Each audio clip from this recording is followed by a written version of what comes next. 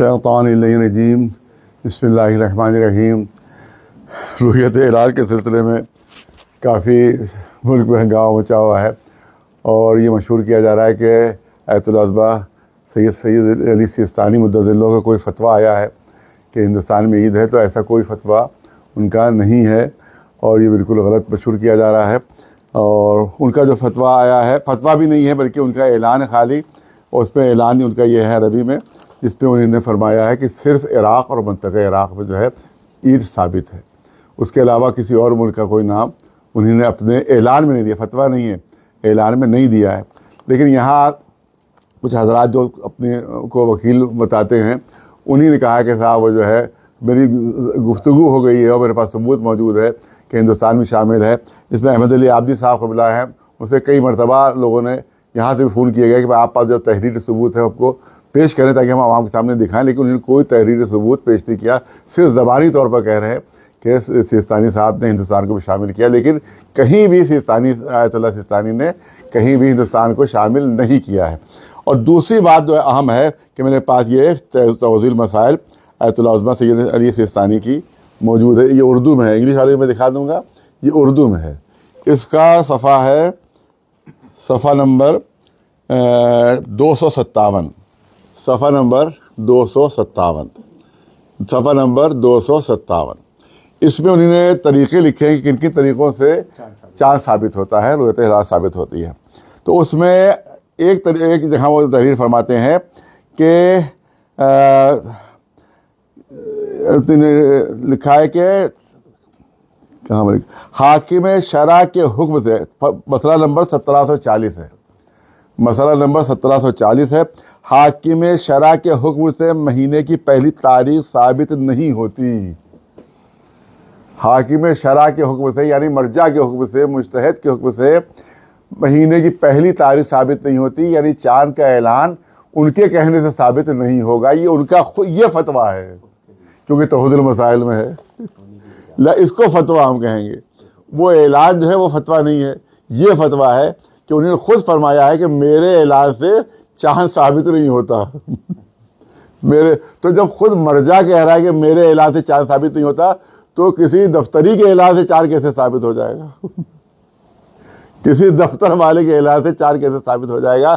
یہ ہے اردو کی، اور یہ ہے انگلش کی اسلامک لاز، یہ آیت اللہ عظمہ سید علی سیستانی مدظ اللہ کے، یہ دیکھیے، یہ پیچھے ان کی تصویر ہے اور یہ ادھر یہ ہے۔ تو اس میں صفحے پر انگلش ہے، یہ انگلش میں، اس میں صفحہ نمبر جو ہے وہ 317 ہے، اس میں آپ نے تحریر فرمایا ہے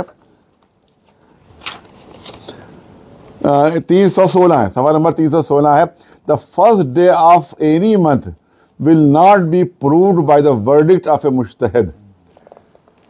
مجتہد کے حکم سے مہینے کی پہلی تاریخ ثابت نہیں ہوتی۔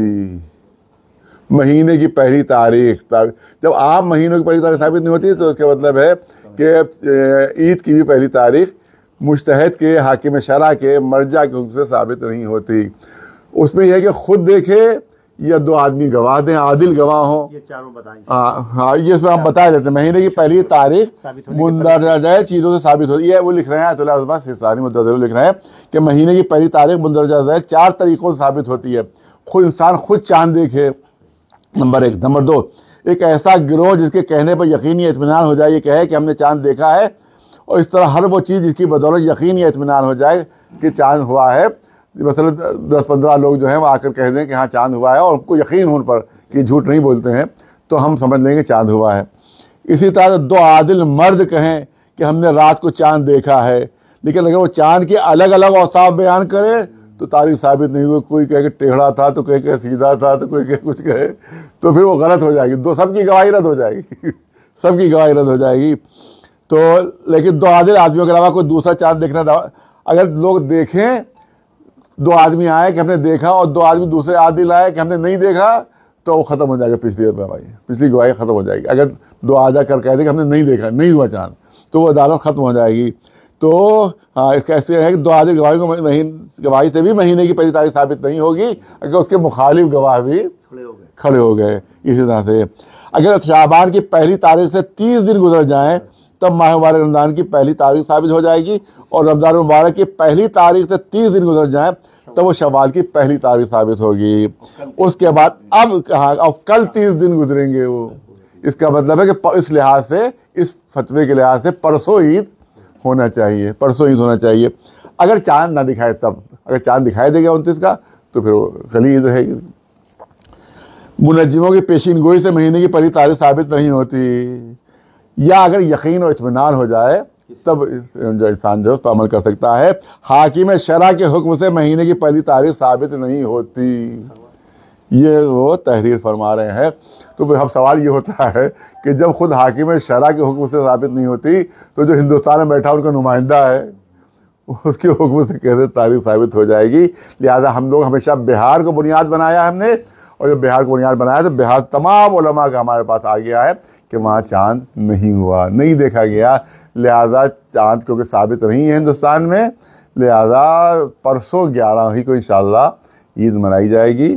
اور آیت اللہ سستانی صاحب کی طرف غلط منسوب کیا جا رہا ہے, لہٰذا آپ لوگ 11 تاریخ کو عید انشاءاللہ منائیں گے. اسد رضا صاحب نے جناب بہار سے کہہ دیا ہے کہ کل نہیں ہے بلکہ وہ 11 کو ہے, وہ ہے امام جمعہ وہاں کے. اور اسی صورت سے جھارکھنڈ سے بھی انکار ہوا. دیکھیے کارگل کا مسئلہ یہ ہے کہ اس سے پہلے بھی ایک ایرانی وفد وہاں گیا تھا, کیونکہ ہمیشہ وہاں 29 کا چاند زیادہ تر لوگ دیکھ لیتے ہیں. تو جب وہاں گیا وفد تو معلوم ہوا کہ وہاں ایک خاندان ہے, اسپیشل خاندان ہے, اور اسی کے لوگ صرف چاند دیکھ پاتے ہیں. ان کا عقیدہ یہ کہ ان کے علاوہ کوئی چاند دیکھ ہی نہیں سکتا. لہٰذا وہ کہہ دیتے چاند ہو گیا تو سب مان لیتے ہیں, چاہے کسی کو دکھائی دے چاہے دے. وہ ایرانی کہنے لگا ہمارے پاس بڑی بڑی دوربینیں تھی, ہمیں چاند نہیں دکھائی دے رہا تھا. اور وہ خاندان والے کہتے ارے ہمیں چاند تو دکھائی دے رہا ہے, ہمیں تو چاند دکھائی دے رہا ہے. تو اسی لیے ہم لوگ کارگل کے بیان کو اعتبار کے قابل نہیں سمجھتے ہیں. لہذا ہم لوگ اس لیے چاند, کیونکہ پورے ہندوستان میں کہیں بھی چاند کی رؤیت نہیں ہوئی, نہ شیعہ میں نہ سنی میں. لہٰذا اسی لحاظ سے ہم لوگ جو ہے وہ 11 تاریخ کو چاند مان رہے ہیں. اور آیت اللہ رضا کا ہر فتویٰ ہمارے سراخوں پر ہے اور ہمارے مرجع وقت ہے, لیکن اس میں ان کا فتویٰ نہیں ہے. ان کا فتویٰ اس کے برعکس ہے. انہوں نے کہا کہ ہمارے کہنے سے بھی چاند ثابت نہیں ہوگا. وآخر دعوانا الحمدللہ رب العالمین.